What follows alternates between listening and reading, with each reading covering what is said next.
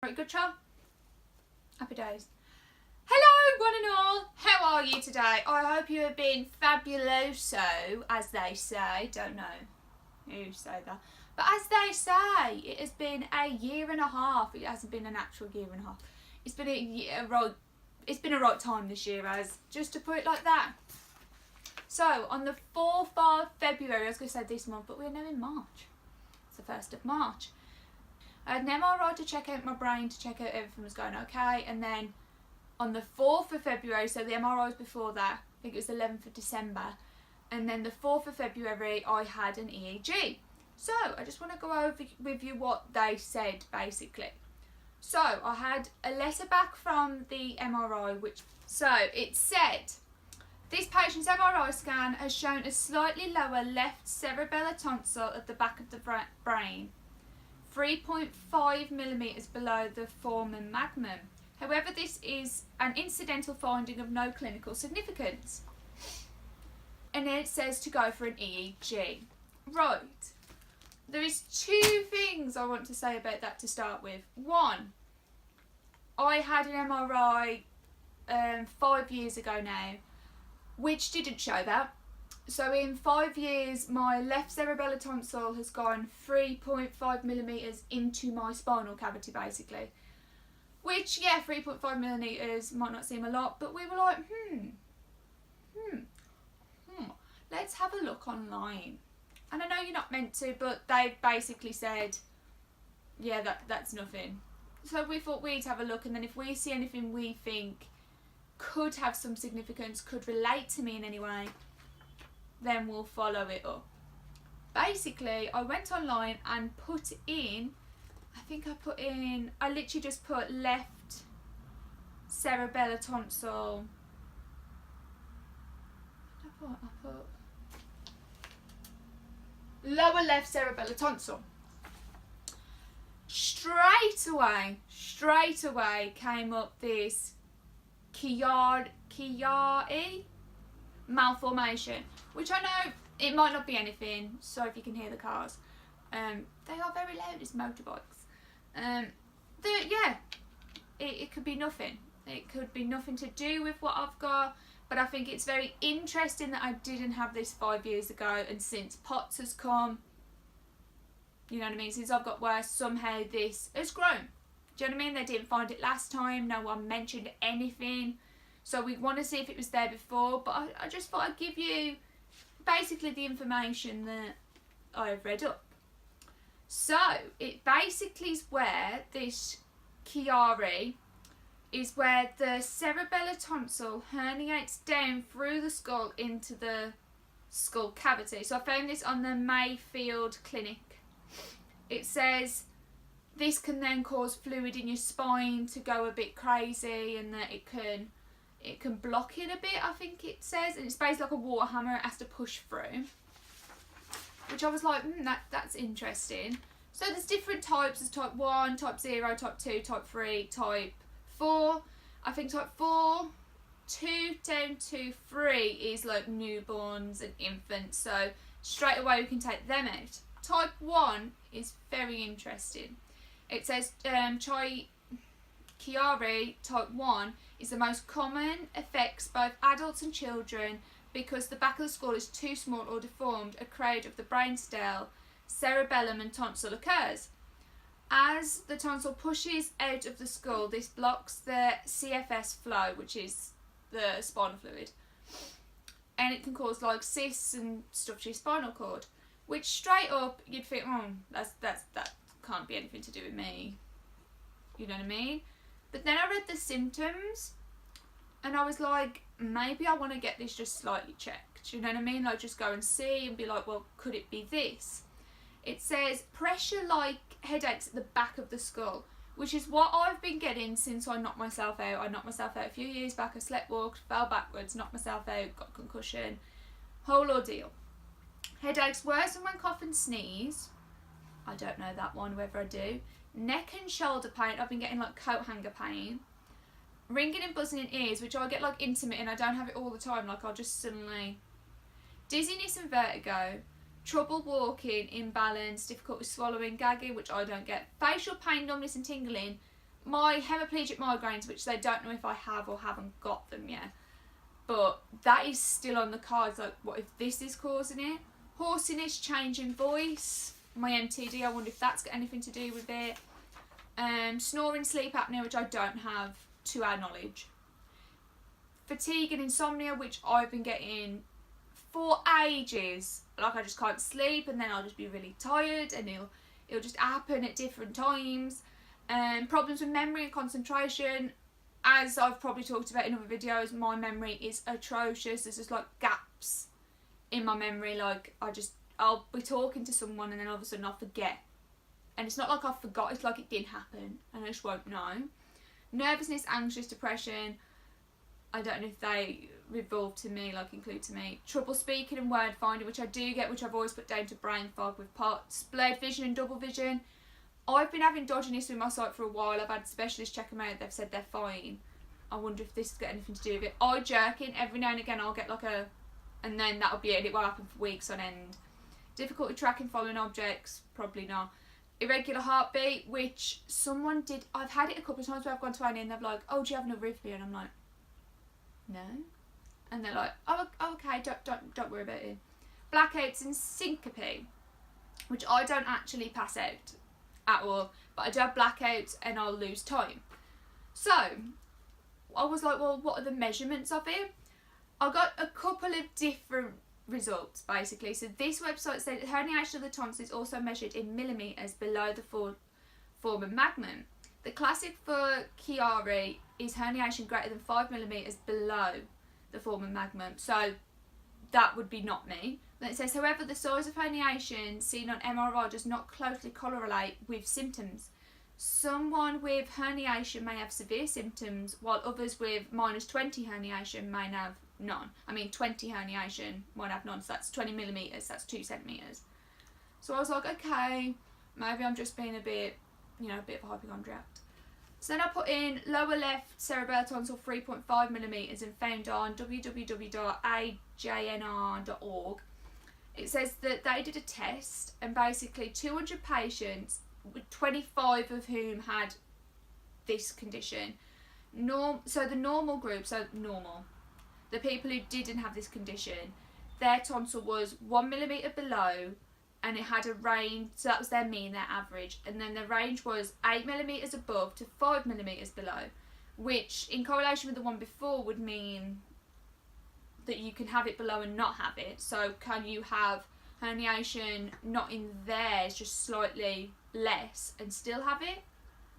This is where it was interesting. It says that the malformation patients that are positive for this condition has either 13 millimetres below ranging to 3 millimetres below. So their average, was 13 millimetres, and it ranges from 3 millimetres to 29 millimetres, meaning I fit into that category. And then it only goes a step further and goes even more. I looked on a good few sites, like I'm going to put up here while I'm talking, so you've been looking at it the entire time I've been talking anyway, when I've been looking into things and online. And I did stumble over something, I can't remember the website, that said that it can be related to hypermobility EDS, which is what I have. So I think with the symptoms the way they are, the measurements the way they are, with the uncertainty anyway, and with the EDS hypermobility correlation, we are going to look into it purely because that is a lot of correlations. Does that make sense? So even though the neurologist is saying, oh, it's not significant, we are going to push, I do believe, and I wouldn't mind getting my scans.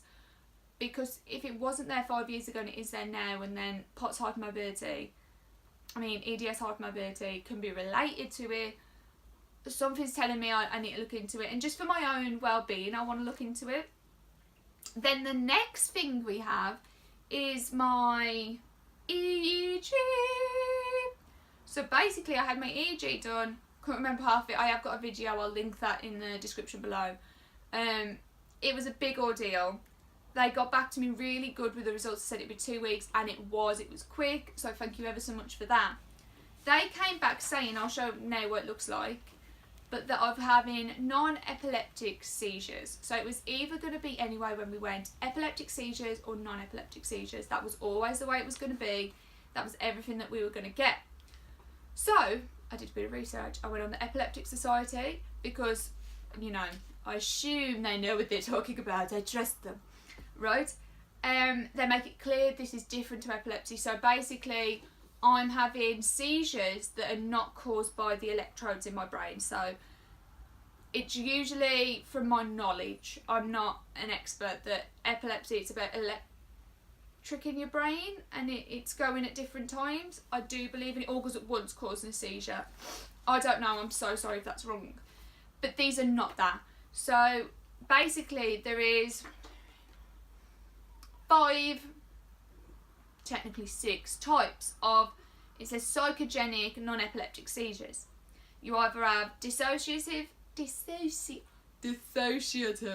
a tongue twister, isn't it? Dissociative seizures, panic attacks, factious seizures, I think that means, or non-epileptic, organic non-epileptic seizures. Reading through the different types, I think maybe dissociative fits me, and panic attacks, because I've had panic attacks in the past, and dissociative, that just seems about right maybe. I don't know, we haven't seen anyone yet. They've actually discharged me, like if you see in the letter now, it says I've got epileptic seizures, but they're discharging me, so I've got to go to my GP and look into that. But they've got to look at the family history, that's what we'll have to do, look at when seizures started, if there's depression in the family, when they're happening, how long they're happening for. And these are not treated by anti-seizure medication because it's not caused by the electronics in your brain. So I think it's got some mental health components. You can have cognitive behavioural therapy to help with it and stuff like that.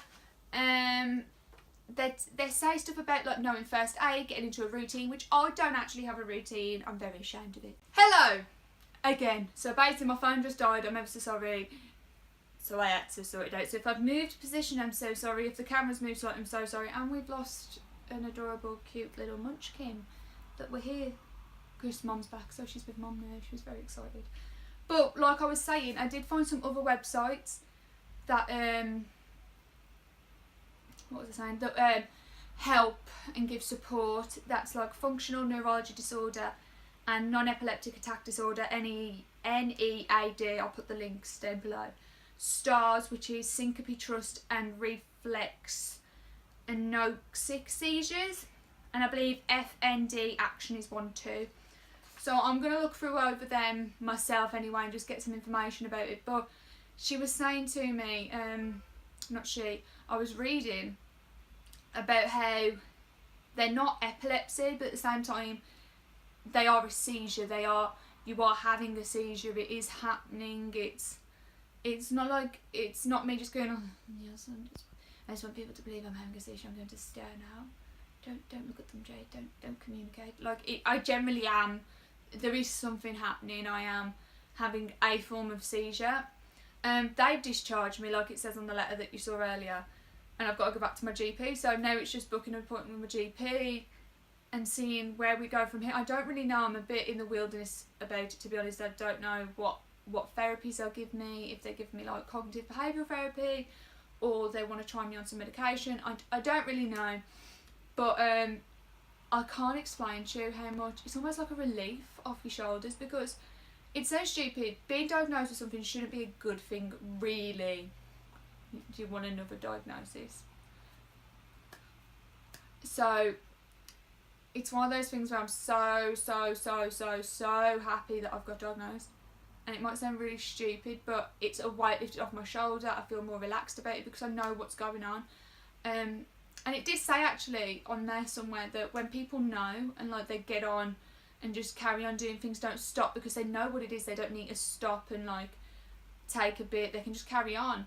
And I fully agree with that. Like I have had a weight lifted off my shoulders. I haven't really had any the last week or so. But I don't know whether that's because I know what it is now and I'm not stressing as much about it. I don't know, is stress a component to it? I'm not sure.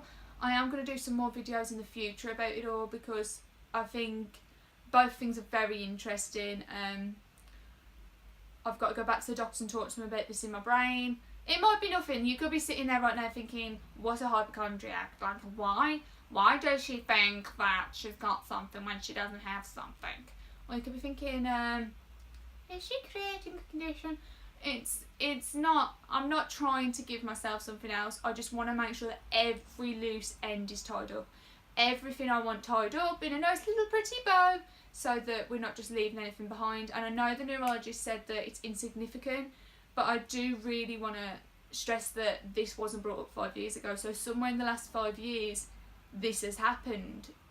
To me, that's a bit strange, considering it's saying that they happen from like birth, and they happen because of something, or something in your brain. And I don't know. I'm going to look into it more. I'm going to bring it up with my GP. I'm going to go to my GP and ask them about non-epileptic seizures, see what they suggest, see what they think I should do about them. I might be sent back to counselling, which would be strange because I went to counselling at the end of last year, but maybe there's some issues that I need to work through. Yeah, there's going to be some interesting videos coming up related to that. So I hope that you've enjoyed this video. I know it's been a bit strange, but I like to just film my videos. However I stumble, I like to leave in. You know, it's just a normal person stumbling over things. And yeah, I think that if you've got this condition, or any, like, how do we say it again? Chiari. If you've got Chiari, please down below let me know if you think 3.5mm, possibly, maybe not. I have got some of the symptoms that still don't really correlate with anything. And if you've got non-epileptic seizures, if you have non-epileptic seizures, please let me know, like, what treatment you have for them, if you want to let me know. And yeah, just any information you think could be valuable to me, really, because it's all new to me. I'm really just trying to get as much information as I can so that I can go to the GP knowing the situation that I'm in, so that they don't have to explain too much to me, so we can get straight onto the treatment and how we're going to deal with it and what we're going to do. So yeah, I hope that this has helped you maybe. I hope that this makes sense where I've been. And yeah, I'm really excited for this new journey. It feels like a fresh start. I've just had my 20th birthday, which I can't believe I'm 2 decades old. So I said to Mum, I said, it's like I've been reborn. It's a fresh start. We're carrying on. So next year I will be 1, not 21. I will be 1. I'll be 1 years old. So yeah, it's a fresh start. It's been my birthday, my mum's birthday. Oh, we've got so much great stuff coming up. I want to try and get some videos up about them. So yeah, I just wanted to make a bit more sense about where I've been. And yeah, I hope that you've had a lovely February. I can't believe it's March. And I'll be back really soon with another video. I'll see you then. Rainbow.